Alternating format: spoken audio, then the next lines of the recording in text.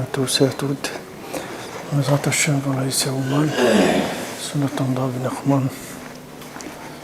Bezrat Hashem.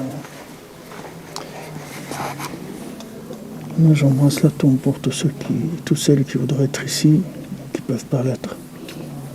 J'embrasse la tombe pour eux.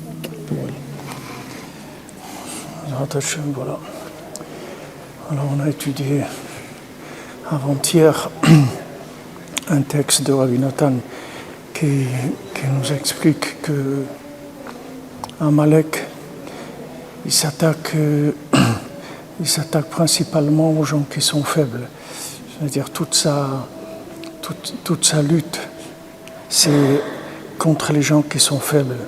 Et Rabbi Nathan, il emploie le terme les gens qui sont très très loin, les gens qui sont extrêmement loin. C'est surtout eux que Amalek va attaquer. Il emploie le mot en hébreu rechokim meod meod, c'est-à-dire les gens qui sont extrêmement loin d'Hachem. C'est surtout à eux qu'il va s'en prendre Amalek. Alors on pourrait dire pourquoi il s'en prend à eux. Il pourrait s'en prendre à des gens qui sont très avancés dans la Torah, des gens qui sont des gens qui sont arrivés à un niveau de perfection. Pourquoi maintenant il s'en prend principalement aux gens les plus éloignés qui est. Et il va faire tout ce qu'il peut, Amalek, c'est-à-dire cette force négative, pour les empêcher d'avancer. Parce que Rabbi Nathan, il explique que l'honneur d'Hachem, il se révèle par les gens qui sont éloignés principalement. Les gens qui sont déjà dedans, comme on dit, c'est pas tellement un honneur pour Hachem qu'ils soient à l'intérieur.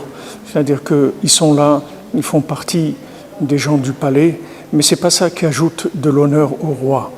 Quand maintenant quelqu'un a des difficultés pour garder Shabbat et qui dit, tu vois Hachem, ce Shabbat, je vais pas fumer pour toi, pour ton honneur, pour te faire plaisir, alors c'est sûr que là, le nom d'Hachem, il se grandit énormément. Tandis que celui qui n'a pas du tout l'épreuve de fumer, on ne peut pas dire que par le fait qu'il ne fume pas, alors il a grandi le nom d'Hachem. Mais celui maintenant qui a une tentation et que maintenant il fait un choix, et il choisit de faire un effort, une miette, la moindre miette possible de progrès, c'est ça qui fait grandir le plus le nom d'Hachem, et ça qui a une importance extraordinaire dans le ciel et dans tous les mondes supérieurs. Hachem, il se glorifie de ces gens-là. On voit Rabbi Nathan, comment il se glorifiait des gens. Il disait, laissez ces gens-là, ne les embêtez pas, des gens que vous voyez qui viennent en voiture le Shabbat à la synagogue, qui fument une cigarette en dehors de la synagogue, après ils rentrent à la synagogue, laissez-les tranquilles, parce que c'est de ces gens-là, Rabbi Nathan il dit que je vais me glorifier dans le monde futur. Ça veut dire que maintenant, ces gens-là qui sont éloignés, ils ont la clé de la glorification du nom d'Hachem.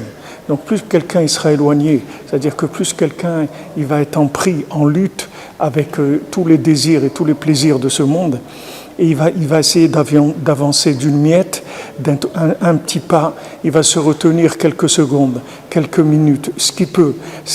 Cet effort-là, c'est quelque chose qui fait grandir énormément l'honneur d'Hachem, beaucoup plus que celui qui c'est pas une épreuve du tout pour lui. Beaucoup de gens ils gardent Shabbat, pour eux c'est pas une épreuve de ne pas fumer le Shabbat, même dans la semaine ils ne fument pas, donc c'est pas un problème pour eux. Mais celui que tout le Shabbat c'est dur pour lui, il dort beaucoup pour oublier la cigarette, etc. Hachem il a un plaisir extraordinaire de ça, parce que ça fait grandir son nom.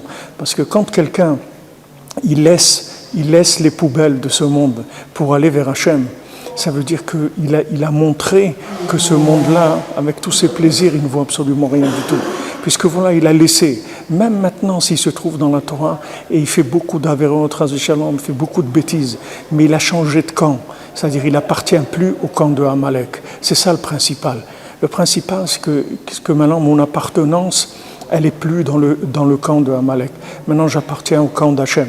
Même si je suis dans l'état dans lequel je suis, et que je suis détruit, et que je suis plein de problèmes et de contradictions et tout, ça n'a aucune importance. Ce qui est important, c'est uniquement ma définition.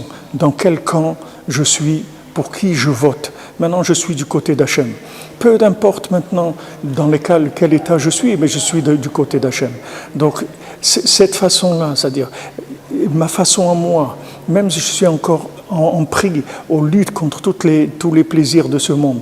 Le fait que maintenant j'ai décidé par un choix d'être dans le camp d'Hachem, ça fait grandir le nom d'Hachem comme jamais il a grandi dans le monde.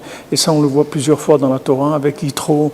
Yitro, quand il a laissé les 70 idolâtries, il est revenu vers la Torah. Il a montré que toute l'idolâtrie, ça ne valait rien.